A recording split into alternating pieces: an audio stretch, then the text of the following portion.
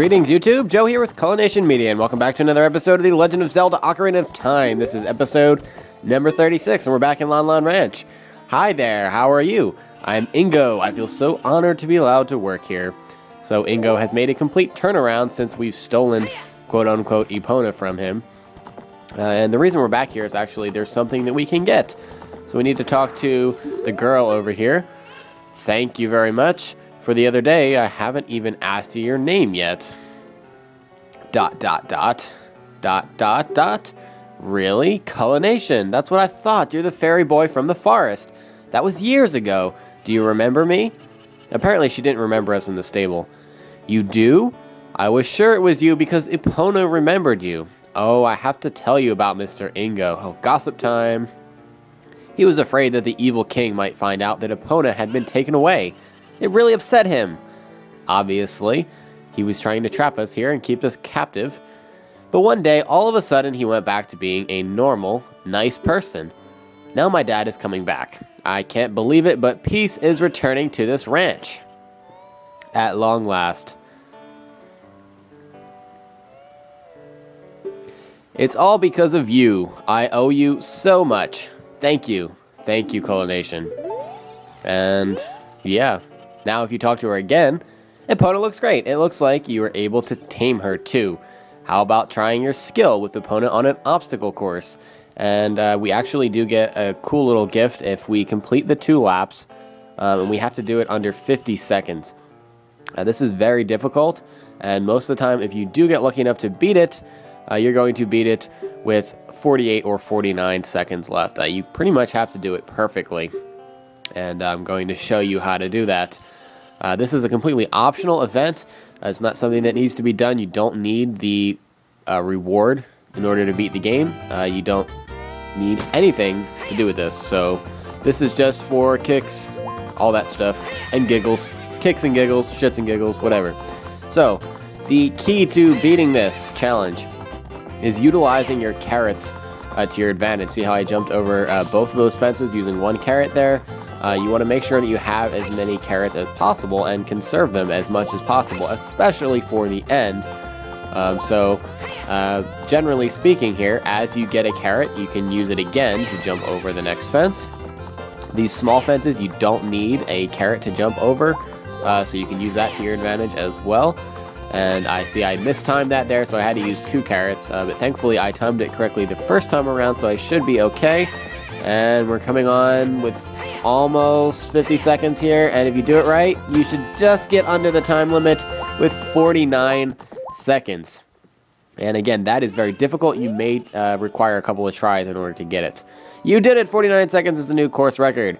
I have to give you a present to commemorate your new record. The present is a little too heavy to give to you here, so I'll have it delivered to your house. Bet you can't wait to see. Why do you know where I live in the first place? You are a creeper. A very, very, very big creeper. Well, anyway, let's go back to our house and see what she delivered to us. We're back in Kokiri Village, and my goodness, has it been a while since we've been here. And we're going to head into our house here, and oh my goodness, there is a freaking cow in our house. A cow in our house. Interesting. So what is the purpose of that? Well, first of all, let's read this. This just shows you your records. It tells you how many golden skulltulas you've squished, your horse race time, the archery, marathon time, all that stuff. Those are other events that we'll be doing throughout the game. Anyway, there's a little secret to a cow, or all the cows in the game, actually. You can pull out your ocarina in front of them, and if you play Epona's song, they will give you a free bottle of milk, of Lon Lon milk, and it's 2 servings. Each serving will give you 5 hearts back, so as you get progressively more hearts, it kind of is less and less efficient, but at the same time, it's free now, and you can do this a lot earlier in the game than what I was doing. You don't have to have beaten the Fire Temple, you don't have to have the Eye of Truth, not the Eye of Truth, you know what I'm talking about. Anyway, moving on. Okay, we're back in Kakariko Village, and we did all that stuff with our horse and our new pet cow, apparently, and we're going to talk to the cuckoo lady, and she's going to tell us about a pocket cuckoo. I don't get goosebumps from this baby. Cuckoos are very good at getting lazy. Late risers out of bed. Haven't you heard of them before? Yes, I've heard of cuckoos. So, speaking to the cuckoo lady means that we're going to be starting a side quest. And this is the longest side quest in the game, and so much so that I cannot even fit it into one video. It'll probably be spread out over 2 or 3 videos because of how long it is. So, this is the first step. And the result and the reward, again, is optional, but it will really help you out throughout the game, especially against some of the harder enemies towards the end of the game. You borrowed a pocket egg. A pocket cuckoo will hatch from it overnight. Be sure to give it back when you are done with it. So we need to wait for the next day. So what we're going to do is pull out our ocarina, and we're going to play the sun song. And since it's daytime already, this just means that it's going to make it nighttime, and we'll warp back to the entrance. But we need to play the sun song again because the egg will not hatch until a whole day has passed. So we get to the morning time. Look, a chicken hatched from the egg you were incubating. It's the miracle of life. Yay, all that good stuff. So now we have this pocket cuckoo that has hatched out of the egg, and now what are we supposed to do with it? Logic would tell us that we should go over back to Anju, the cuckoo lady. There's our pocket cuckoo. And logic would tell us that we're supposed to give it to her. But when you pull it out in front of her, haha, it says that you can't use that item here. And you actually do need to give it back to her, but there's something we need to do with it first. And doesn't matter how you do it, if you talk to her first or just try to hand it to her, it doesn't work. So we need to abandon that idea altogether for now, or rather hold on to that idea. And we need to wake up a lazy person. And the laziest person around, of course, is the ranch owner. And when you go into this building here, or this house, you can hear him snoring away in the corner, and he's just laying on a bed. Pull out the cuckoo. What tarnation? Can't a person get a little shut-eye around here? Then you talk to him again. Did you save Malin? Thanks. I'm going back to the ranch then. Yeehaw. And that's all you have to do to him, or with him, and he'll just keep saying the same thing. So now you can leave.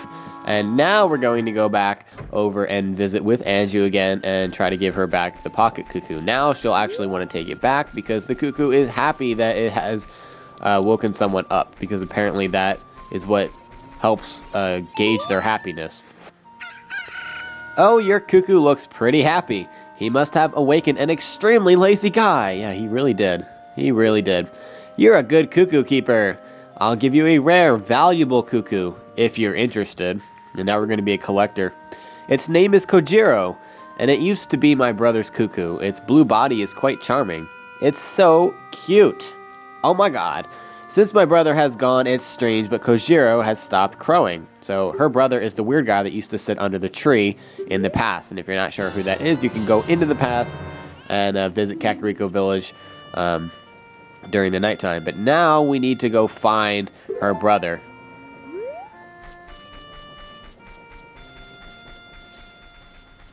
So, we're in the Lost Woods. When you enter the Lost Woods, Kojiro will start to make random cuckooing noises. And if you go to the left after the entrance, you'll find Anju's brother sitting by a log over here where the Skull Kid is. Pull out Kojiro, and Kojiro will start crowing. Normally, only a nice guy like me can tame you, which means you must be a nice guy. You must be. You must be. Please, Mr. Nice Guy, please. Deliver this stuff to the old hag in the potion shop in Kakariko Village. This will disappear if you take too long, so you gotta hurry. And you're gonna want to say, okay. And we can do that. Make sure that you ride Epona over here and position her facing Kakariko Village, so that way we can get on this very quickly. We got the odd mushroom, and we have exactly 3 minutes to deliver this to Kakariko Village. Without Epona, you're not going to be able to do this. Also, during these timed events that happen throughout this side quest, you cannot teleport anywhere, so don't think that you can get away with not having Epona. You need to have Epona. Teleporting will just reset the timer, so you'll fail. Okay, so we're going to go this way through Kokiri Village, and we can climb right up on Epona, and we should be able to get over there in less than a minute. And again, it's about, crap. Epona, don't run into the stumps. It's all about utilizing the carrots. Kakariko Village really isn't that far away, so you don't have that much to worry about. You should be able to get there in about 45 seconds, if not less than that. And since it's not that far, you can be a little bit harder on Epona as far as the carrot usage. And, yep, pull right up. And it'll be about 45 seconds between the time that I left and the time that I actually enter Kakariko Village. So, that wasn't that bad. If you try to run that distance, you are not going to make it, most likely. Okay, so, we have about 2 minutes to get to the potion shop. And the potion shop is by where the hole is, where we were retrieving cuckoos in the past. And there's only one way to get there that I know of. I mean, you may be able to abuse a hook shot or long shot to kind of like zip around here, but you might need the long shot for that, so I'm going to show you the way you're supposed to do it. And that's going to be to go to the potion shop over here, or the medicine shop. But unfortunately for us, because it is nighttime, we can't get into this shop, so now what are we supposed to do? Well, actually, you don't have to worry about that. Rather than trying to walk around and trying to find another way in, you can actually... No, don't talk to that guy. You can actually play the Sun Song and make it daytime. And you'll appear back at the beginning of Kakariko Village, but the timer will not go down at all, and you won't lose the event or fail, quote-unquote, by not making the time like you would if you teleported, which to me makes no sense. You can't teleport somewhere, which takes almost no time, but you can change it from night to day, which should take like 12 plus hours. Makes no sense to me whatsoever. Anywho, once it's daytime, we can go right up to the potion shop and we can enter. And also, yes, I like to backflip. But actually, when you're Z-targeting and moving backwards with Link, he actually moves faster than he does just running forward. So just a little piece of information for you there. So you want to jump down, and it'll be in this building right here, which the door is unlocked, so we can go right in. And we made it with a good 30 seconds to spare, even despite having to... well, what happened there? Hey, thank you. Even despite having to change it to daytime. So you're going to pull out the odd mushroom. That bum, he had to go into the forest. I see. Hey, give it to me now. And you're going to say yes. And she's going to do something very strange and dark and mysterious, and a flame will appear. If you see that fool, give this to him. It is the strongest medicine I have ever produced. However, this potion will not work on a monster.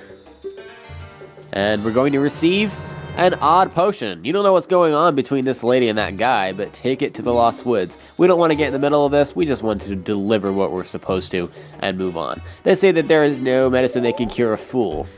Okay. Well, that lady's kind of creepy. But anyway, that's going to be the end of this episode, guys. In the next episode, we're going to continue on going through this side quest. Thank you very much for watching, and please stay tuned for episode number 37. Game on!